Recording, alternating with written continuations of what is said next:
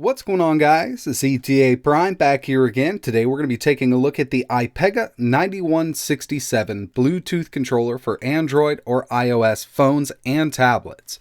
I've done a lot of Bluetooth mobile controller reviews on my channel, but I've had a lot of people ask about the 9167, so I figured I'd go ahead and pick it up and see how it performs. Now, before we get started, I do want to mention that the Sataki 7007X or the 7007F is my favorite controller for Android. But unfortunately, with these bigger phones that are coming out, like the ROG Phone 2, it just won't fit. Even the Red Magic 3 or the 3S won't fit in the Sataki. So I've personally been looking for a bigger telescopic controller, and I've always had the IPEGA 9063, but it's getting a little long in the tooth. It's an older controller, we're not getting any updates for it, and in my opinion, it's a bit bulky for what it is. But the 9083 has always been my go-to for larger tablets like the Tab S6, the S4, and even the new Amazon Fire HD 10. And hopefully the 9167 can be my new choice for larger tablets and phones. So this thing retails anywhere from $28 to $40 online. I picked mine up on Amazon for $32. As you can see, it's got a little gimmicky feature here where the right control unit detaches, so you can use half of it for touch and half of it for a real controller. For me, I'm really not going to be using it like that. I'll be using it as a full controller on both sides,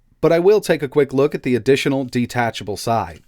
So inside of the box, you're going to receive the controller itself, a user manual, and a box of little accessories. We'll take a look at those in just a sec. The user manual itself is in Chinese, and there's an English part. Great, so we have an English and a Chinese manual. Inside of this little box, we're going to receive our USB Type-C cable for charging the controller up. A 90-degree 3.5mm audio jack attachment, because with most of these controllers, when you put your phone in here, it will block the headphone jack. And the additional right-hand side attachment, so we can remove the analog stick and buttons that are on the controller right now and place this on here in case you want to use this as a dual-purpose controller. You'll have half of it for touch and half of it with real controls. Personally, I'm not a big fan of the color scheme, but this is the only color I could find it in, yellow and black. The whole controller itself feels like it's built well for a $30 controller. We'll detach the right-hand control unit. And unfortunately, when this is detached, it's not wireless. It has to plug right into the controller itself. And this little guy should slide right on here. And like I said, you'll have a half-touch controller. I'm not a big fan of it, but it does work well with some games I've found in the past. As for battery life, they're claiming up to 12 hours of gameplay with this, and it'll fit up to a 250mm tablet. Now, one thing to note with this is it's not designed for smaller phones. It'll do 130mm to 250. Some of the lower end smaller phones will not fit in here properly, but this will fit up to an 11-inch iPad Pro. And as for all of the bigger screen gaming phones that are out right now, this should fit perfectly. I have the Asus ROG Phone 2. Fits right in here, nice and snug. It'll also work with the Red Magic 3 or the 3S.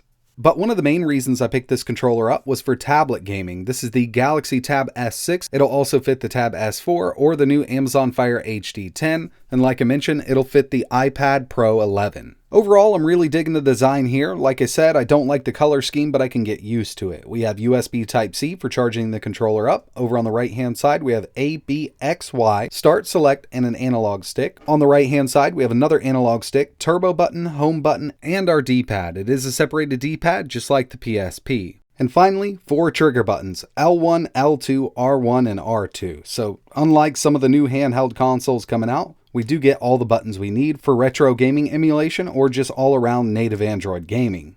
There are a couple modes that you can pair this in, but I personally prefer using X input, kind of like the Xbox controller. It'll just work inside of Android, and any game that natively supports controllers, it should work, except for Call of Duty Mobile. Unfortunately, right now on Android, it only supports an Xbox One controller or a PS4 controller without any controller mapping app in the background. So pairing this up in X input mode is really easy. We're going to hold the up button on the D-pad and press the home button. This is going to put us in X input mode. We'll move over to our device, Bluetooth settings. We'll find the 9167. And we're now paired. The main reason I use X input mode is because I do a lot of emulation on my Android devices, and this will just work in 99.9% of all emulators. And not to mention native Android games that support controllers like Minecraft, Fortnight, Grid Auto Sport, and there's tons of others out there. The first thing I wanted to test here was Project xCloud. Now keep in mind I'm using xCloud and I'm not streaming from my Xbox natively. And to my surprise, it does work, and it works quite well. Unfortunately, these are not pressure sensitive triggers on here, and that's something you really want for a game like this.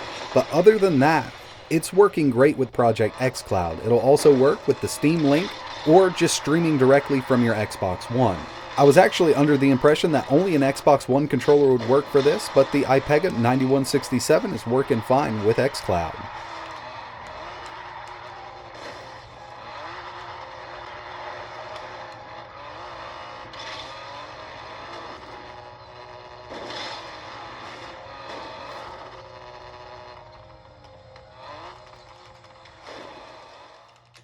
Next up, I wanted to test out some native Android gaming. Here we have Minecraft Pocket Edition. Didn't have to do any setup whatsoever, it just works.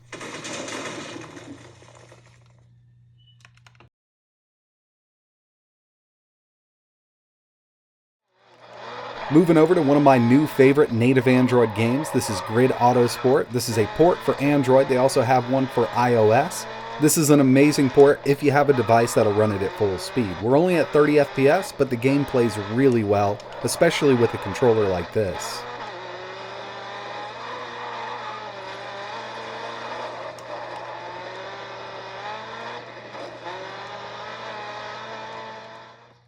And for anybody wondering, this works straight out of the box with PUBG Mobile. I did have to pair it in a different way. Instead of pressing up on the D-pad when pairing it, I just pressed right on the D-pad, home button, paired it up, and it works directly out of the box. There's no pre-installed app or anything like that. It's just working with PUBG Mobile.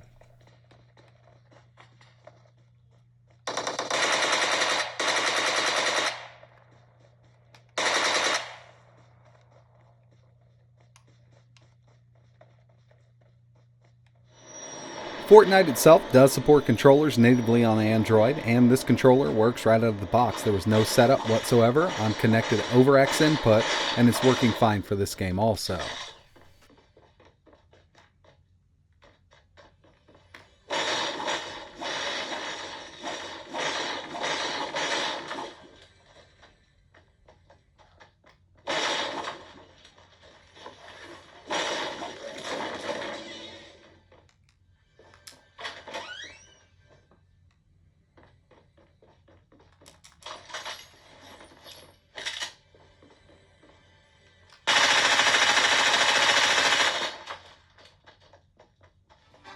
And finally, a little emulation testing. Now, like I mentioned, since we're in X input mode, this is going to work with the Dolphin Emulator, Retroarch, N64, SNES. Pretty much 99.9% of all emulators available for Android will work with an X input controller, like the IPEGA 9167. And overall, performance is great here. I don't notice any input lag.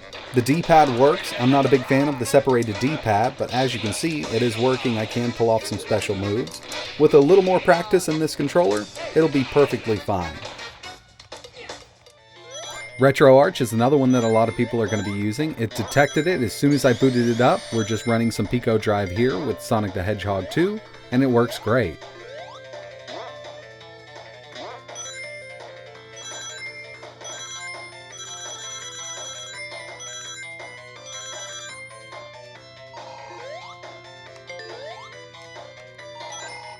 And of course I had to throw it in here, but the Dolphin Emulator works. Now this is one where you will have to map the controller itself in the emulator, but it works fine as soon as you got all the buttons set up correctly.